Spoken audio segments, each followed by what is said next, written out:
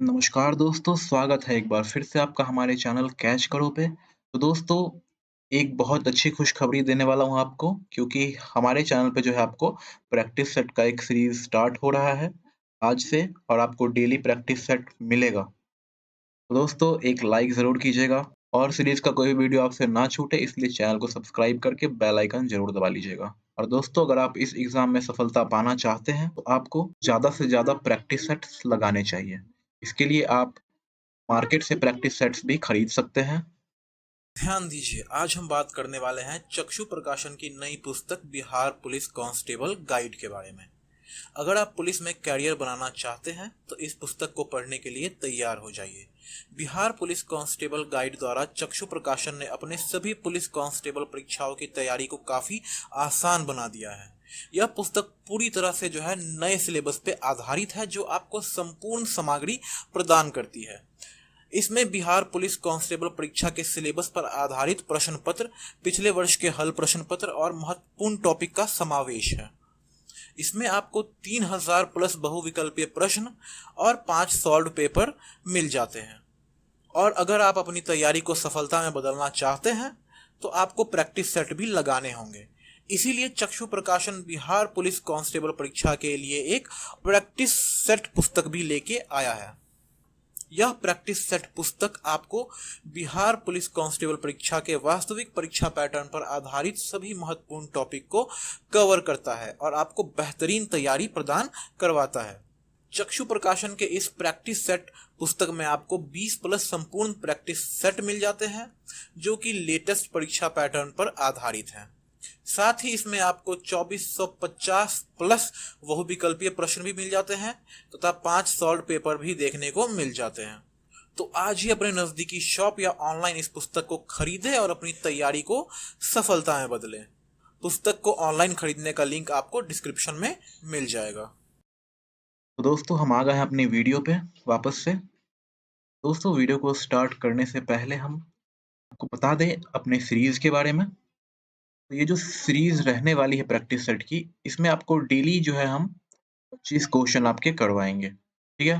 तो वो बच्चे जो यहाँ आए हैं 100 क्वेश्चन टोटल देखने के लिए, उनसे मैं माफ़ी चाहूँगा क्योंकि मैं डेली 100 क्वेश्चन नहीं बना पाऊँगा, क्योंकि इतना ज़्यादा क्वेश्चन अकेले बनाना पॉसिबल नहीं है। इसीलिए डेली 25 क्वेश्चन रहेंगे, लेकिन जो भी क्वेश्चन है बहुत ही ज़्यादा इम्पोर्टेंट क्वेश्चंस रहने वाले हैं आपके। जो भी बच्चे जुड़े रहना चाहते हैं वो इस वीडियो को पूरा लास्ट तक ज़रूर देखिएगा। हर एक क्वेश्चन बहुत ज़्यादा इम्पोर्टेंट है आपके लिए और बहुत सोच समझ के ये क्वेश्चंस बनाए गए हैं और इसमें बहुत ज़्यादा मेहनत लगता है दोस्तों, तो एक लाइक ज़रूर कीजिए। चलिए वीडियो को स्टार्ट करते हैं।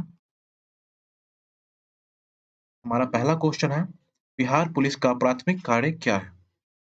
कानून और व्यवस्था बनाए रखना या फिर यातायात नियमों को प्रभावी रूप से लागू करना या फिर अपराधों की जांच करना या फिर कर जमा करना। इनमें से कौन-सा काम है जो बिहार पुलिस का प्राथमिक कार्य नहीं है? दोस्तों, इसका उत्तर हो जाएगा हमारा ऑप्शन डी यानी कर जमा करना। कर जमा करना जो है बिहार पुलिस का काम नहीं है, वो इनकम टैक्स डिपार्टमेंट का काम है। ठीक है? अब अन्य जो बाकी जितने भी थे, वो सब जो है कानून व्यवस्था बनाए रखना, यातायात नियमों को प्रभावी रूप से लागू करना या फिर अपराधों की जाँच करना, ये सब किसके काम है? बिहार पुलिस के काम है, ठीक है? तो बाकी के 3 जो है बिहार पुलिस के काम है, लेकिन ये कर जमा करना इनकम टैक्स डिपार्टमेंट का काम है। ठीक है? तो आंसर हमारा हो जाएगा ऑप्शन डी। नेक्स्ट क्वेश्चन हम देख लेते हैं, बिहार पुलिस में सबसे उच्च रैंक क्या है? 4 ऑप्शन आपको दिख रहे हैं, सब इंस्पेक्टर, इंस्पेक्टर, पुलिस अधीक्षक या फिर उप निरीक्षक, महानिदेशक। इनमें से जो आंसर आपका क्या हो जाएगा? इसका आंसर हो जाएगा ऑप्शन डी, उप निरीक्षक महानिदेशक बिहार पुलिस का सबसे उच्च रैंक है। ठीक है? चलिए, नेक्स्ट क्वेश्चन है हमारा, भारतीय दंड संहिता के तहत अपहरण के लिए अधिकतम सजा क्या है? ये सब जो क्वेश्चन है ना आपका, ये बहुत ज़्यादा इम्पोर्टेंट है आपके एग्ज़ाम को लेके। ये सब क्वेश्चन आपके एग्ज़ाम यानी खासकर बिहार पुलिस कांस्टेबल के एग्ज़ाम के लिए ही बनाए गए हैं। साथ ही ये एसआई के एग्ज़ाम के लिए भी बहुत ही इम्पोर्टेंट है। तो जो लोग एसआई की तैयारी कर रहे हैं, वो भी सीरीज़ को देख सकते हैं। ठीक है? डेली 25 क्वेश्चन आएँगे आपके, सारे क्वेश्चन बहुत ज़्यादा इम्पोर्टेंट रहेंगे। चलिए, ऑप्शन आप देख सकते हैं कि भारत पहले क्वेश्चन फिर से बता देता हूँ मैं, भारतीय दंड संहिता के तहत अपहरण के लिए अधिकतम सज़ा क्या है? उम्र कैद, 14 वर्ष की कैद, 10 वर्ष की कैद या फिर 7 वर्ष की कैद? इसकी इसका आंसर क्या हो जाएगा? इसका आंसर हो जाएगा ऑप्शन ए, उम्र कैद। भारतीय दंड संहिता के तहत अपहरण के लिए अधिकतम सजा है, यानी अधिकतम सजा क्या हो सकती है? उम्र कैद। किस चीज के लिए? अपहरण के लिए। हमारा नेक्स्ट क्वेश्चन है, पुलिस अधिकारी जब किसी को गिरफ्तार करते हैं तो क्या वो उस व्यक्ति के मोबाइल फोन को छू सकते हैं? ऑप्शन हमारे पास हाँ कर सकते हैं, नहीं कर सकते हैं, केवल जरूरत के मामले में, या फिर केवल अपराधी की सहमति के साथ। तो ये ऑप्शन आपने समझ लिया, क्वेश्चन भी आपने समझ लिया कि अगर आपको पुलिस अधिकारी गिरफ्तार करते हैं तो क्या वो आपके फोन को छू सकते हैं? इसका आंसर हमारा हो जाएगा ऑप्शन सी, केवल जरूरत के मामले में ही पुलिस अधिकारी जो है आपके फोन को छू सकते हैं। जब वे गंभीर अपराधों की जांच कर रहे होते हैं तो उन्हें आवश्यकता होती है जांच के लिए मोबाइल फोन के जानकारी का उपयोग करने का, ठीक है? तो इसी मामले में जो है आपका जो है वो फोन छू सकते हैं। नेक्स्ट क्वेश्चन हमारा, भारतीय दंड संहिता के अनुसार कोई भी आपराधिक जिम्मेदार है वह कितने वर्षों के अंदर कारावास से बच सकता है? ठीक है, तो कैसे बच सकता है? उसकी आयु के अनुसार बच सकता है, या 6 महीने, या 1 वर्ष, या 2 वर्ष। तो इसका आंसर हो जाएगा हमारा ऑप्शन ए, उसकी आयु के अनुसार वो बच सकता है। भारतीय दंड संहिता के अनुसार किसी भी आपराधिक जिम्मेदार को उसके आयु के अनुसार कारावास से बचाया जाता है। अगर कोई आपराधिक जिम्मेदार उम्रदराज होता है तो उसे जेल में भेजने से पहले उसकी आयु की जाँच की जाती है। ठीक है? चलिए नेक्स्ट क्वेश्चन देख लेते हैं हम। एक अपराधी को जब तक न्यायपालिका द्वारा सुनवाई का अधिकार होता है, तो वह अपराध करने के बाद तुरंत, या फिर जब उसे गिरफ्तार किया जाता है, या फिर जब उसे कोर्ट के समक्ष पेश किया जाता है, या फिर वह इस विषय में कोई अधिकार नहीं रखता है। क्वेश्चन आपको समझ में आया? एक अपराध को कब तक न्यायपालिका द्वारा सुनवाई का अधिकार होता है? कब तक? ऑप्शन समझ में आ गया आपको? चलिए आंसर हो जाएगा इसका, जब तक कोर्ट के समक्ष पेश किया जाता है, जब तक उसे कोर्ट के समक्ष पेश किया जाता है। ठीक है? किसी अपराधी को न्यायपालिका द्वारा सुनवाई का अधिकार तभी होता है जब उसे कोर्ट के समक्ष पेश किया जाता है। उस समय न्यायाधीश और वकील उस व्यक्ति की सुनवाई सुनते हैं और उसके दोष के आधार पर उसे सजा देते हैं। ठीक है? चलिए नेक्स्ट क्वेश्चन देख लेते हैं।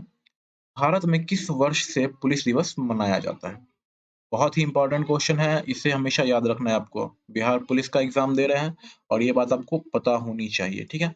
ऑप्शन है 1950, 1965, 1971, 1984। इसका उत्तर हो जाएगा हमारा 1971, ऑप्शन सी उत्तर हो जाएगा। तो पुलिस दिवस भारत में हर साल 21 अक्टूबर को मनाया जाता है। यह दिन स्वतंत्र भारत की पुलिस सेवा की ताकत और सम्मान का प्रतीक है।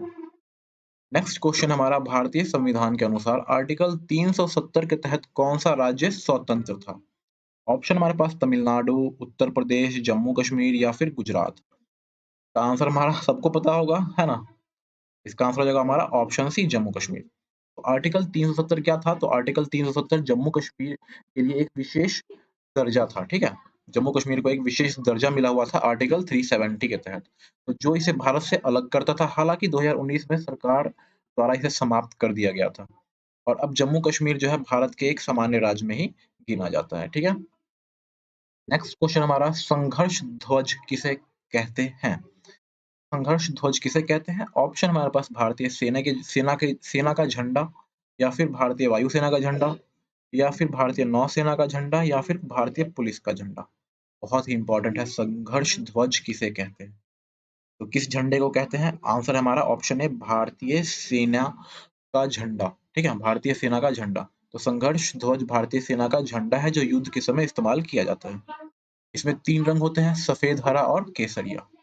चलिए नेक्स्ट क्वेश्चन हमारा, भारत में अपनी पहचान दर्ज करवाने के लिए ज़रूरी दस्तावेज हैं। देख लीजिए, यहाँ पे क्या-क्या ज़रूरी दस्तावेज में ऑप्शन में दिख रहा है, PAN card, voter ID card, Aadhaar card, या फिर स्कूल की मार्कशीट। अपनी पहचान दर्ज करवाना है आपको अपना। तो इसका क्या आंसर होना चाहिए? इसका आंसर होना चाहिए हमारा ऑप्शन सी, आधार कार्ड, है ना? ठीक है? तो भारत में आधार कार्ड सबसे महत्वपूर्ण और आवश्यक दस्तावेज है। आधार कार्ड भारत सरकार द्वारा जारी किया गया है और इसमें व्यक्ति की व्यक्तिगत जानकारी जैसे नाम, पता, जन्म तिथि, फोटो, उंगली के निशान भी शामिल होते हैं। चलिए नेक्स्ट क्वेश्चन हमारा, भारत में राष्ट्रीय सुरक्षा अधिनियम किस वर्ष पारित किया गया था? इसका आंसर क्या हो जाएगा हमारा? ऑप्शन है हमारे पास 1969, 1980, 2002, या फिर 2010। तो इसका आंसर हो जाएगा ऑप्शन सी, 2002। तो दोस्तों, भारत में राष्ट्रीय सुरक्षा अधिनियम 2002 में पारित किया गया था। इस अधिनियम के तहत जो है देश की सुरक्षा और आतंकवाद, सीमा और आंतरिक सुरक्षा जैसे मुद्दे जो होते थे उन पे विचार किया जाता है। चलिए नेक्स्ट क्वेश्चन हमारा, भारत में प्रतिवर्ष अंतर्राष्ट्रीय श्रमिक दिवस कब मनाया जाता है? दोस्तों इसका ऑप्शन आप देख सकते हैं, 1 मई, 15 अगस्त, 2 अक्टूबर या फिर 25 दिसंबर। तो इसका आंसर हो जाएगा हमारा ऑप्शन ए 1 मई को, ठीक है? तो 1 मई को जो है अंतर्राष्ट्रीय श्रमिक दिवस मनाया जाता है, याद रखना है आपको। नेक्स्ट क्वेश्चन हमारा, निम्नलिखित में से कौन सा भारत का राष्ट्रीय खेल है? ठीक है, ये सबको पता होगा ही, फिर भी मैंने डाला था ये क्वेश्चन क्योंकि बहुत लोग नहीं जानते हैं ये भी, तो जानना जरूरी था, बताना जरूरी था। इसका आंसर हो जाएगा हमारा ऑप्शन ए हॉकी। भारत का राष्ट्रीय खेल क्या है? हॉकी। भारत ने पहली बार 1928 में अम्स्टर्डम ओलंपिक में हॉकी का स्वर्ण पदक जीता था, ठीक है? भारत में सबसे ऊंचा ज्वालामुखी कौन सा है? इंपॉर्टेंट क्वेश्चन है, बहुत बार क्वेश्चन ये जो है एग्जाम सब में पूछा जाता है, ठीक है? ऑप्शन हमारे पास कृष्णा गोदावरी, नंदा देवी, कंचनजंगा या फिर अनाईमुदी। इसका आंसर क्या हो जाएगा हमारा? कंचनजंगा। कंचनजंगा भारत में सबसे ऊंची ज्वालामुखी है जो अंडमान और निकोबार द्वीप समूह के बीच स्थित है। इसकी ऊंचाई 4475 मीटर है, ठीक है दोस्तों? लेकिन ये जो ज्वालामुखी है ये निष्क्रिय है, ठीक है? ये बंद पड़ा हुआ है। नेक्स्ट क्वेश्चन है, वायु सेना दिवस कब मनाया जाता है? ऑप्शन हमारे पास 8 अक्टूबर, 15 अगस्त, 10 अप्रैल, 4 दिसंबर। तो ये भी इंपॉर्टेंट क्वेश्चन है। इस टाइप के जो क्वेश्चन है ना, जो कि फोर्स से रिलेटेड है, यानी फोर्स यानी सेना सबसे, या फिर सिक्योरिटी से जो रिलेटेड क्वेश्चन है, जैसे वायुसेना हो गया, थल सेना हो गया, नौसेना हो गया या पुलिस हो गया, इन सब से जो रिलेटेड क्वेश्चन है ना, वो आपको तैयार कर लेना है एग्जाम से पहले। इन सब में से किसी एक क्वेश्चन आ सकता है, ये जरूरी है कि आप उसकी तैयारी करके रखें, ठीक है? इसका आंसर हमारा हो जाएगा ऑप्शन ए 8 अक्टूबर, ठीक है? वायु सेना दिवस जो है 8 अक्टूबर को मनाया जाता है। यह दिवस भारतीय वायु सेना के गठन की वर्षगांठ के रूप में मनाया जाता है, ठीक है? नेक्स्ट क्वेश्चन हमारा, बजरंग पुनिया किस खेल से संबंधित है? इनको हर कोई जानते होंगे, बजरंग पुनिया को। तो ये किस खेल से संबंधित है? ये हो जाएगा, इसका आंसर हमारा हो जाएगा ऑप्शन ए रेसलिंग। वो क्या है? एक रेसलिंग प्लेयर है, ठीक है? तो बजरंग पुनिया भारतीय रेसलिंग टीम के सबसे जाने माने पहलवानों में से एक हैं। उन्होंने को कई महत्वपूर्ण पदक जिताए हैं, जैसे कि एशियाई खेलों में उन्होंने जो है गोल्ड जीता था, ठीक है? नेक्स्ट क्वेश्चन हमारा, जावा और बाली द्वीप समूह किस देश में स्थित है? ऑप्शन हमारा थाईलैंड, फिजी, इंडोनेशिया या फिर मलेशिया। इसका आंसर हमारा हो जाएगा इंडोनेशिया, ठीक है? जावा और बाली द्वीप समूह जो है इंडोनेशिया के भूमध्य सागर में स्थित है। इंडोनेशिया एक दक्षिण पूर्वी एशियाई देश है जो 17,000 से अधिक द्वीपों से मिलकर बना हुआ है। तो सोच सकते हैं कैसा देश है, 17,000 से ज्यादा द्वीप है वहां पे, ठीक है?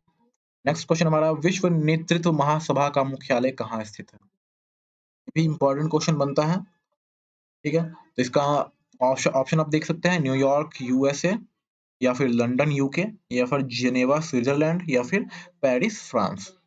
तो इसका आंसर हो जाएगा हमारा ऑप्शन ए न्यूयॉर्क यूएसए, ठीक है? तो विश्व नेतृत्व महासभा का मुख्यालय न्यूयॉर्क यूएसए में स्थित है। इसे संयुक्त राष्ट्र संघ यूएन के तहत स्थापित किया गया है। चलिए नेक्स्ट क्वेश्चन हमारा, सिंहासन बत्तीसी किसने लिखा था? बहुत ही इंपॉर्टेंट क्वेश्चन है, और इस टाइप के जो एग्जाम होते हैं उनमें इसी टाइप के क्वेश्चंस पूछे जाते हैं। तो सिंहासन बत्तीसी किसने लिखा था? ऑप्शन हमारे पास रविंद्रनाथ टैगोर, भारतेंदु हरीशचंद्र, महादेवी वर्मा या फिर मुंशी प्रेमचंद। इसका आंसर हो जाएगा हमारा ऑप्शन डी मुंशी प्रेमचंद।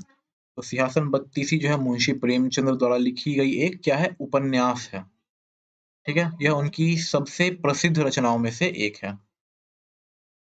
चलिए नेक्स्ट क्वेश्चन हमारा, वॉटसन टी पार्टी की स्थापना किसने की थी? ऑप्शन हमारे पास Samuel Adams, Benjamin Franklin, John Adams या फिर थॉमस जेफरसन। तो इसका आंसर हो जाएगा हमारा ऑप्शन ए सैमुअल एडमस, ठीक है? तो बॉटसन टी पार्टी का नाम उस समय एक घटना के आधार पर रखा गया था जब ब्रिटिश सरकार ने अमेरिकी कॉलोनियों में चाय पर लगाया टैक्स, ठीक है? तो यही है, जब चाय पर टैक्स लगाया गया था उसी को नाम दे दिया गया है बॉटसन टी पार्टी, ठीक है? तो सैमुअल एडमस ने 1973 में बॉटसन टी पार्टी की स्थापना की थी। जिसने अमेरिकी क्रांति में बहुत बड़ा रोल निभाया। ठीक है, तो क्या था ये, समझ में आ गया होगा। चलिए नेक्स्ट क्वेश्चन है हमारा, इनमें से कौन सा शहर अपने नाम को शहर हवाई जहाज के नाम से जाना जाता है। ठीक है, ऑप्शन है हमारे पास सेंट लूसिया, हांगकांग, सिंगापुर या फिर न्यूयॉर्क। का आंसर हो जाएगा हमारा ऑप्शन बी, हांगकांग। ठीक है, तो हांगकांग को अपने उच्च वायुयान और तेज उड़ानों के कारण जो है शहर हवाई जहाज के नाम से भी जाना जाता है। हालांकि अब यह शहर हांगकांग के नाम से जाना जाता है। नेक्स्ट क्वेश्चन हमारा, इनमें से कौन सी बाघ प्रजाति भारत में पाई जाती है। ऑप्शन है हमारे पास अमेरिकी बाघ, अफ्रीकी बाघ, बंगाल बाघ या फिर सुमात्रियन बाघ। तो इसका आंसर सबको दे देंगे, सबको पता होगा। ऑप्शन ऑप्शन सी इसका आंसर है, बंगाल बाघ। दोस्तों बंगाल बाघ जो है भारत के पश्चिम बंगाल, असम, त्रिपुरा, झारखंड, बिहार और मध्य प्रदेश में पाया जाता है। भारत का राष्ट्रीय पशु प्रजाति में से एक है। ठीक है, तो बाघ जो है हमारा भारत का राष्ट्रीय पशु भी है और यह भारत में पाए जाने वाले 6 प्रजातियों में से सबसे बड़ा होता है। कौन सा, बंगाल बाघ। इससे आपको एक और जानकारी मिली कि यह कि भारत में कितने प्रजाति पाए जाते हैं बाघ के, तो 6 प्रजाति पाए जाते हैं। ठीक है, और सबसे बड़ा यही होता है बंगाल बाघ। ठीक है, बंगाल टाइगर। चलिए नेक्स्ट क्वेश्चन है, अजमेर शहर किस राज्य में स्थित है। पता होना चाहिए हर कोई को, बहुत बार एग्जाम सब में ये क्वेश्चन आ चुका है कि अजमेर शहर किस राज्य में स्थित है, सबको पता होगा। ऑप्शन बी इसका आंसर हो जाएगा, राजस्थान। अजमेर राजस्थान शहर यानी राजस्थान राज्य के उत्तर पश्चिम में स्थित है। ठीक है, यह शहर अजमेर जिले का मुख्यालय है और प्रसिद्ध अजमेर दरगाह और अजमेर किले के लिए भी यह जाना जाता है। नेक्स्ट एंड लास्ट क्वेश्चन हमारा, भारत की राजधानी नई दिल्ली का निर्माण शुरू होने का वर्ष क्या था, यानी दिल्ली का निर्माण कब स्टार्ट हुआ था, कब शुरू हुआ था। ऑप्शन हमारे पास 1905, 1911, 1920 या फिर 1930। और किसी को पता होना चाहिए, ऑप्शन 20 का सही आंसर होगा 1911। भारत की राजधानी नई दिल्ली का निर्माण जो है ब्रिटिश राज अधिकारियों द्वारा किया गया था। ठीक है, ब्रिटिश टाइम में यह हुआ था इसका निर्माण। इसका निर्माण जो है 1911 में शुरू हुआ था और 1931 में इसे भारत की राजधानी के रूप में घोषित किया गया था। इंपॉर्टेंट क्वेश्चन था, याद रखना है आपको। तो इसी के साथ हम वीडियो को यहीं पे समाप्त करते हैं। आशा करते हैं आपको हमारे द्वारा बताई गई सारी यानी हमारे द्वारा बताई गई ये वीडियो बहुत पसंद आई होगी। और अगर आप चाहते हैं कंटिन्यू ये सीरीज चलती रहे तो वीडियो को लाइक, शेयर और सब्सक्राइब ज़रूर कीजिएगा और सपोर्ट दिखाइए। ठीक है? तो मिलते हैं आपसे नेक्स्ट वीडियो में, तब तक के लिए गुड बाय, टेक केयर।